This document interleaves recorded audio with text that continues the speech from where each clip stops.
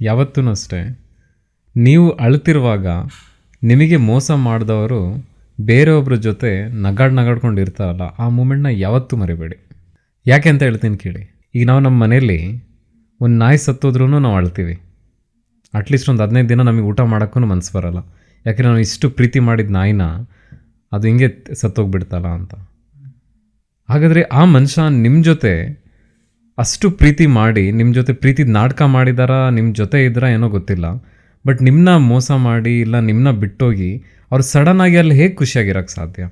ಅಂದ್ಕೊಳ್ಳೋಣ ಅವ್ರದ್ದೇನೋ issue ಇತ್ತು, ಅವ್ರದ್ದೇನೋ circumstances ಇತ್ತು, ಅವರೇನೋ ಪರಿಸ್ಥಿತಿಲಿ ಸಿಗಾಕೊಂಡಿದ್ರು, ಅದಕ್ಕೆ ಅವ್ರು ನಿಮ್ಮನ್ನ ಬಿಟ್ಟೋದ್ರು. ಬಟ್ ಅವ್ರು ಸಡನ್ನಾಗಿ ಅಷ್ಟು ಖುಷಿಯಾಗಿರ್ತಾರೆ ಅಂದರೆ ಇದರ ಅರ್ಥ ಏನು? ಅವರಷ್ಟು ಬೇಗ ಮೂವ್ ಆನ್ ಆಗಿಬಿಟ್ರ? ಅಷ್ಟು ಬೇಗ ಅವ್ರಿಗೆ ಹೊರಗೆ ಬಂದುಬಿಟ್ರ? ಇಲ್ಲ ಇಷ್ಟು ದಿನ ಮಾಡಿದ್ದೆಲ್ಲ ನಾಟಕನೇನಾ? ಸೊ ಆ ಮೂಮೆಂಟ್ ನೀವು ಯಾವತ್ತು ನೋಡ್ತಿರಲ್ಲ ಆವತ್ತು ನೀವು ದುಃಖ ಪಡಬಾರ್ದು, ಆವತ್ತು ನೀವು ಖುಷಿ ಪಡಬೇಕು.